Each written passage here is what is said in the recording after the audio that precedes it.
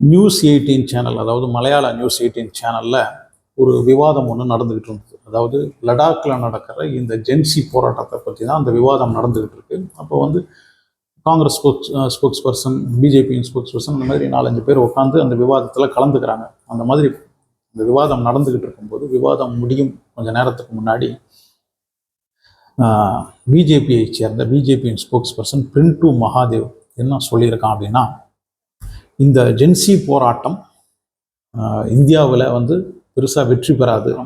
பங்களாதேஷில் ஜென்சியின் போராட்டம் வெற்றி பெற காரணம் அரசுக்கு பின்னாடி அங்கே மக்கள் கிடையாது. ஆனால் இந்தியாவில் மோடிக்கு பின்னாடி மக்கள் முழுவதும் இருக்காங்க. அதனால் இந்தியாவில் இந்த மாதிரி ஜென்சி போராட்டம் வெற்றி பெறாது. அதையும் தாண்டி ராகுல் காந்தி இந்த போராட்டத்தை நடத்தினார்னா அவருடைய மார்பில் துப்பாக்கி குண்டுகள் பாயும் அப்படின்னு லட்சக்கணக்கான மக்கள் முன்னாடி டிவியில் உட்காந்துக்கிட்டு பிஜேபியுடைய ஸ்போக்ஸ் പർസൺ பிரின்டூ മഹാദേവ് சொல்றாங்க. അതുകൊണ്ട് അങ്ങനെ ഒരു മോഹമായിട്ട് രാഹുൽ ഗാന്ധി ഇറങ്ങി തിരിച്ചാൽ രാഹുൽ ഗാന്ധിയുടെ നെഞ്ചത്ത് വരെ വെടിയുണ്ട വീഴും, ഒരു സംശയവും വേണ്ട. നിങ്ങൾ അതൊക്കെ മനസ്സിലാക്കേണ്ട. അങ്ങനെ ജൻസി കലാപം ഒരു ചുക്കും ഇന്ത്യ മഹാരാജ്യത്ത് സംഭവിക്കില്ല. അതിനെ അടിച്ചമർത്തി இந்த மாதிரி விஷயத்துக்கெல்லாம் கேரளா போலீஸே இவன் மேலே சுமேதியாக கேஸ் எடுக்கலாம். ஆனால் 3 நாள் அவன் மேலே எந்த ஒரு ஆக்ஷனும் எடுக்கல அப்படின்னு தெரிஞ்சதுக்கப்புறம் தான் கேரளா காங்கிரஸை சேர்ந்த கோகுல் அப்படின்றவர் இவன் மேலே ஒரு கேஸ் ஃபைல் பண்ணியிருக்கிறார். அதுக்கப்புறம் தான் இவன் மேலே இப்போ எஃப்ஐஆரே போடப்பட்டிருக்கு. இதை பற்றி ஏஐசிசி பிரசிடென்ட் கேசி வேணுகோபால் அமித்ஷாவுக்கு ஒரு லெட்டர் அமைச்சிருக்கிறாரு. ஆனால் அதுக்கும் எந்த ஒரு பதிலும் கிடையாது.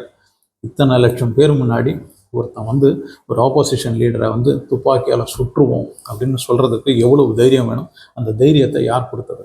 ஏன்னா இவன் பின்பற்றும் ஆள் அந்த மாதிரி. இவங்க யாரை பின்பற்றுறாங்க அப்படின்றது நமக்கு எல்லாம் தெரியும். இப்போல்லாம் மகாத்மா காந்தியை எந்த அளவுக்கு மோசமாக சித்தரிக்கணுமோ அந்த மாதிரி சித்தரிச்சுட்டு கோட்சேவை பெரிய ஒரு ஹீரோவாக ஆக்கி காட்டிக்கிட்டு இருக்காங்க. ஸோ கோட்சேவை ஹீரோவாக காட்டும்போது கோட்சேவின் வழியை பின்பற்றும் இவங்கெல்லாம் இந்த மாதிரி துப்பாக்கி எடுத்து ஆப்போசிஷன் லீடரை சுட்டுவோம் அப்படின்னு சொல்கிறதெல்லாம் பெரிய விஷயமே கிடையாது. காந்தி வழியை பின்பற்றுபவர்கள்லாம் இப்போ இவங்களுக்கு அயோக்கியர்களாகவும், கோட்சேவின் வழியை பின்பற்றுறவங்கலாம் ரொம்ப நல்லவங்களாகவும் இப்போ அவங்களுக்கு தெரியும்.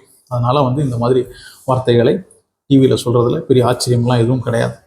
பிரின்டூ மகாதேவ் ராகுல் காந்தியை பற்றி இப்படி சொன்னதை பற்றி ஒரே ஒரு பிஜேபியை சேர்ந்த ஒருத்தர் தான் கேரளாவிலேருந்து பேசியிருக்காரு, வி முரளிதரன் அப்படின்றவர்.